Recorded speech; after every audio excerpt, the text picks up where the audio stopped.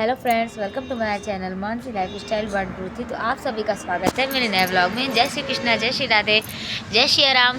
तो फ्रेंड्स, अभी आज बहुत अच्छी धूप निकली है और फ्रेंड्स आप लोग देख ही सकते हैं कितनी अच्छी धूप निकली है और अच्छा खासा आज का मौसम है। कल तो समझ लीजिए इतनी ज़्यादा ठंड थी, धूप भी निकली थी, हल्की फुल्की धूप 11-12 बजे के बाद।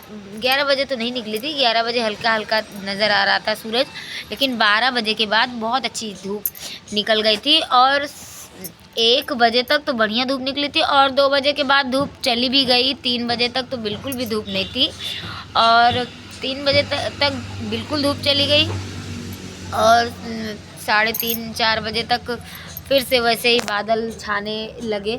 और आज भी कोहरा बहुत था, सुबह कल भी कोहरा बहुत था और समझ लीजिए इतना ज़्यादा कोहरा था कि सुबह उठी जब मैं तो सुबह रोड के उस पार नहीं नज़र आ रहा था, इतना ज़्यादा कोहरा था। इतना ज़्यादा कोहरा था कि समझ लीजिए उस पार नहीं नज़र आ रहा था। और आज भी उसी तरीके से कोहरा था, कल भी उसी तरीके से था कोहरा और समझ लीजिए इतना ज़्यादा कोहरा था कि 11 बजे तक तो धूप नहीं नज़र आ रही थी। 11 बजे के बाद ही धूप निकलना हुई, मतलब धूप निकली 10 बजे से ही भूमिका धूप निकलने की बन रही थी। हल्के हल्के सूरज आ रहे थे, फिर चले जा रहे थे, फिर आ रहे थे, फिर चले जा रहे थे, इस तरीके से हो रहा था। लेकिन 11 बजे के बाद बहुत अच्छी धूप निकल गई और इतनी अच्छी धूप निकली है कि मैं धूप में बैठी हूँ तो मेरा सर दर्द हो रहा, और मेरा सर रोज़ दर्द होता है। मुझे माइग्रेन की प्रॉब्लम है, हल्का सा भी मैं थोड़ी देर बैठ जाती हूँ या थोड़ी देर सर झुका लेती हूँ या थोड़ी देर बैठी रह जाती हूँ तो सर दर्द होने लगता है। कल भी मेरा सर दर्द हो रहा था क्योंकि कल मैं गई थी डुग्गू और बच्ची के स्कूल में मातृ सम्मेलन का प्रोग्राम था, मतलब मम्मी लोगों का के लिए प्रोग्राम था। सब बच्चों की मम्मियाँ आई थी तो वहाँ पे मैं गई थी। तो बहुत देर तक समझ लीजिए मैं 11 बजे गई और 11 बजे से लेकर 2 बजे तक, 2 बजे मैं आई, समझ लीजिए 2 बजे तक बैठे बैठे कमर तो नहीं अकड़ती मेरी, लेकिन बैठे बैठे गैस सर पे मेरे चढ़ जाती है। माइग्रेन की मुझे प्रॉब्लम है, ज़्यादा देर मैं बैठी रह जाती हूँ तो मेरा सर दर्द होने लगता है क्योंकि 3 ऑपरेशन हुआ है, गैस की भी समस्या है। तो गैस मेरे पेट में दर्द नहीं होता, पेट से कोई संबंधित बीमारी नहीं होती, मेरा सिर्फ सर ही दर्द होता है और इतना भयानक सर पे गैस चढ़ती। अभी सर दर्द होना स्टार्ट हो रहा है। सुबह से मैं बैठी थी, लगभग 2-3 घंटे लगातार मैं बैठी थी और कल भी मैं 2-3 घंटे लगातार बैठी थी क्योंकि बच्चों का जो है प्रोजेक्ट इस समय बन रहा है। अभी मैं आप लोगों को दिखाती हूँ, प्रोजेक्ट बच्चों का बन रहा है और बच्चों की हेल्प करनी पड़ती है क्योंकि पेपर भी होने वाला है, स्टार्ट है, तो बच्चों का अपना उनका हेल्प करना पड़ता है थोड़ा। बच्चों का अभी छोटे छोटे बच्चे हैं और स्कूल में प्रोजेक्ट बनाने के लिए मतलब टीचर लोग भी जो होती हैं ना, इस ऐसा प्रोजेक्ट दे देती हैं कि बच्चे लोग बना ही ना पाएँ। मतलब क्लास के हिसाब से प्रोजेक्ट देना चाहिए, लेकिन नहीं, वो प्रोजेक्ट ऐसा प्रोजेक्ट समझ लीजिए दे दिया जाता है बच्चों को कि वो बच्चे कर ही नहीं पाते हैं। तो वो बच्चे कर ही नहीं पाते हैं। अभी आप लोग को मैं दिखाती हूँ प्रोजेक्ट, कैसे प्रोजेक्ट बन रहा है बच्चों का, और अभी आधा ही बन पाया है। 4-5 दिनों से मैं बच्चों के प्रोजेक्ट में लगी हुई हूँ। बच्चे बनाते रहते हैं, जो थोड़ा बहुत उनसे दिक्कत परेशानी होती है तो मैं उसको बताती हूँ। और प्रोजेक्ट में बहुत सारी चीज़ें सर्च करना पड़ता है गूगल से और बहुत सारी चीज़ें बुक से देख के मैम बनाने को बोलती हैं। तो कुछ बच्चे बना पाते हैं, कुछ बच्चे नहीं बना पाते हैं, तो उनको सब बताना पड़ता है। तो अभी मैं आप लोगों को दिखाती हूँ, ये देखिए, ये प्रोजेक्ट है, ये इंडेक्स है प्रोजेक्ट का, फ्रंट पेज, इस पे बच्चे का नाम, क्लास, रोल नंबर, ये सब लिखा हुआ है। थोड़ा डिजाइन फ्रंट पेज पे बना रहता है तो लुक अच्छा आता है। और ये देखिए, ये है फैमिली ट्री, बच्चे को फैमिली ट्री बनाने के लिए कहा गया है। इसमें सबका नाम लिखा गया है, ग्रैंड मदर, फादर, मतलब आपके फैमिली में कौन कौन है इस चीज़ के बारे में दिया गया है। मदर, फादर, सिस्टर, ब्रदर, ये सब लिखा हुआ है। और उसके बाद देखिए, और ये लिखा है मेरी प्यारी माँ। मेरी प्यारी माँ के ऊपर कुछ लिखना था, मम्मी के ऊपर। माँ के लिए 8-10 लाइन मैम ने लिखने को कही थी, तो अब बच्चे ने लिखा है। क्या लिखा है मैं पढ़ के सुनाती हूँ। अनोखी ने लिखा है, प्यारी प्यारी मेरी माँ, सारे जग से न्यारी माँ, लोरी रोज सुनाती है, सबकी दे सुलाती हैं, जब उतरे आंगन में धूप, प्यार से मुझे जगाती है, प्यारी प्यारी मेरी माँ, उंगली पकड़ चलाती है, सुबह शाम घुमाती है, ममता भरे हुए हाथों से खाना रोज खिलाती है, मेरी प्यारी प्यारी माँ, सारे जग से न्यारी माँ। और ये देखिए, उसके बाद क्या है, स्कूल आ गया, स्कूल का फिगर। उसके बाद स्कूल के बारे में 10 लाइन लिखने को कहा गया है। उसके बाद क्या है, और एम के बारे में, मतलब आपका एम्बिशन क्या है, बच्चे को लिखना है कि आप बड़े होके क्या बनना चाहते हैं, क्या करना चाहते हैं, उसके बारे में, एम्बिशन के बारे में लिखने को कहा गया है। तो मेरी बिटिया चाहती है कि वो बड़ी होके IPS ऑफिसर बने, तो उसने लिखा है, everyone has an aim in life, my aim is to become an IPS officer. मतलब वो लिख रही है कि हर इंसान का एक एम्बिशन होता है, मतलब कुछ ना कुछ वो बनना चाहता है ज़िंदगी में। मेरा जो एम्बिशन है वो है कि मैं एक IPS ऑफिसर बन सकूँ। IPS means Indian police service. IPS का मतलब होता है इंडियन पुलिस सर्विस। और I want to serve my country, मैं अपने देश की सेवा करना चाहती हूँ। IPS officer maintain law and order. IPS officer जो होते हैं वो कानून और आदेशों का पालन जो लोग नहीं करते हैं, मतलब उसको मेंटेन रखते हैं, कानून को और उनके आदेशों को मेंटेन रखते हैं। They catch criminals and protect people, वो क्रिमिनल को पकड़ते हैं और पीपल मतलब लोगों को प्रोटेक्ट करते हैं, मतलब लोगों की का सुरक्षा करते हैं। I want to fight against crime and corruption, मैं क्राइम मतलब अपराध और करप्शन मतलब भ्रष्टाचार और अपराध के लिए से फाइट करना चाहती हूँ, मतलब लड़ना चाहती हूँ, के लिए लड़ना चाहती हूँ। I study hard to achieve my goal, मैं अपने मतलब लक्ष्य को पाने के लिए बहुत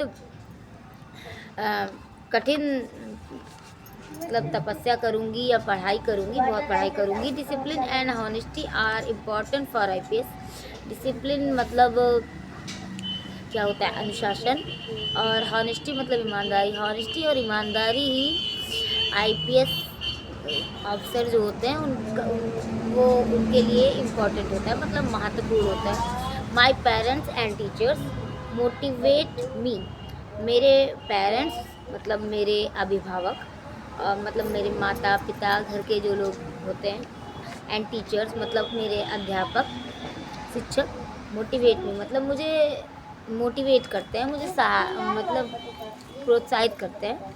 आई want to make my family proud, मैं चाहती हूँ कि मैं अपने परिवार को गर्व महसूस करूँ। ये लाइन अनोखी ने लिखी है, तो ये लिखने में मैंने उसकी हेल्प की है उसने खुद से नहीं लिखी है, कुछ वो लिखना चाहती थी, कुछ मैंने उसकी हेल्प की है। और ये देखिए, discovery of people, discovery of wheel, मतलब जो पुराने अर्ली मैन जो होते थे, तो पुराने जब बहुत सारे पुराने जो जब होमो सैपियंस जो होते थे, उन्होंने व्हील की शुरुआत मतलब व्हील को कैसे बनाया उसके बारे में लिखा गया है। तो अभी फ्रेंड्स ये देखिए, ये है महात्मा गांधी, ये पंछी ने बनाया है और महात्मा गांधी की मूंछ, नाक बड़ी बड़ी सब उसी ने बनाया है। आप लोगों को कैसा लगा महात्मा गांधी का चित्र कमेंट में ज़रूर बताइएगा। पंछी ने महात्मा गांधी का फिगर बनाया है, चित्र देखिए आप लोग। और इनके बारे में भी लिखा है। हो गया पेज महात्मा गांधी वाला।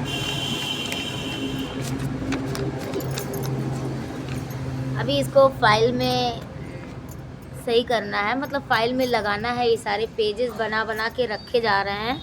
जब सब बन जाएगा तो एक बड़ी सी फाइल में इसको लगाया जाएगा। तो ये देखिए महात्मा गांधी के बारे में,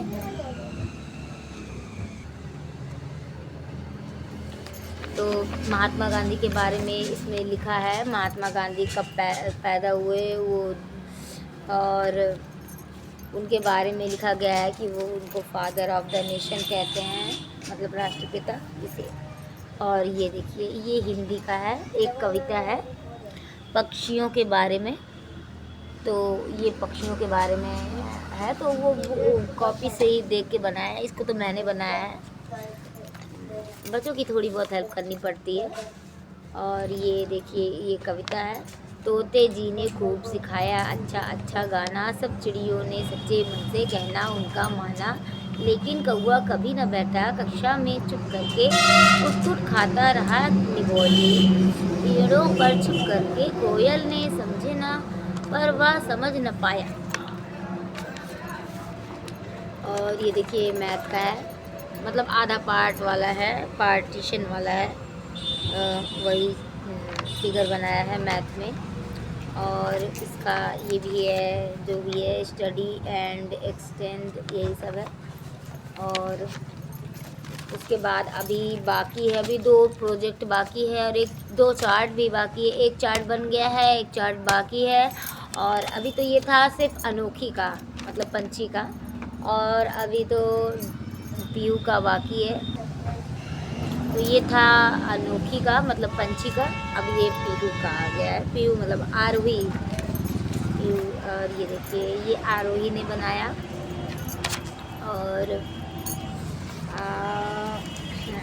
और ये आधा बनाया आधा चेक हो गया, फिर आधा बनाया आधा चेक हो गया। ये देखिए इसकी राइटिंग थोड़ा कम अच्छी है। और मैं आप लोगों को और दिखाती हूँ। ये देखिए ये फाइल में लग गया, सॉरी फाइल निकालना पड़ेगा, फाइल में डाल के कम समझ में आता है। तो ये देखिए ये है इंडेक्स। उसके बाद है ये तिरंगा, और तिरंगे के बारे में लिखना था। और तिरंगा के बारे में कुछ लाइनें लिखनी थी। तो तिरंगे के बारे में क्या क्या लिखा है। भारत का राष्ट्रीय ध्वज तिरंगा। तिरंगा हमारे देश का राष्ट्रीय ध्वज है, या हमारे देश की शान है। तिरंगे में 3 रंग हैं, जो केसरिया, सफ़ेद एवं हरा है, तथा इसके बीच में एक पहिया चक्र उपस्थित है, जिसमें 24 तीलियां हैं, जो हमें बताती है कि समय का पहिया यूं ही चलता रहता है। तथा इसमें एक दिन में 24 घंटे होते हैं। केसरिया रंग त्याग का प्रतीक है, सफ़ेद रंग यश का प्रतीक है, तथा हरा रंग बलिदान का प्रतीक है, जो हमें बताता है कि देश के लिए यदि अपने प्राणों का बलिदान देना पड़े तो पीछे नहीं हटना चाहिए। तो ये हो गया। उसके बाद ये हिंदी का है फिगर। अभी इसके बारे में पता नहीं इसने लिखा या नहीं लिखा, अभी इसने लिखा नहीं है। और ये है मैथ में ये क्या बनाना था, प्रिज्म एंड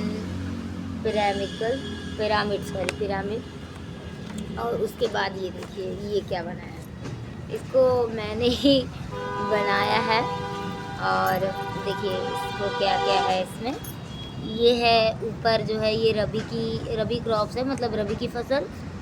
खरीफ क्रॉप मतलब खरीफ की फसल। और जेड क्रॉप मतलब समर, जो गर्मियों में जो फसलें होती हैं, तो उनके बारे में ये लिखा है। ये है मस्टर्ड मतलब सरसों, पीली सरसों, काली सरसों। और ये है गेहूँ, वीट। और ये है मटर के दाने, मटर, पीस, सूखी मटर है। हरी मटर नहीं समझ में आ रही थी लगाने को, क्योंकि हरी मटर सड़ जाती तो ख़राब हो जाता, तो इस वजह से सूखी मटर लगाइए।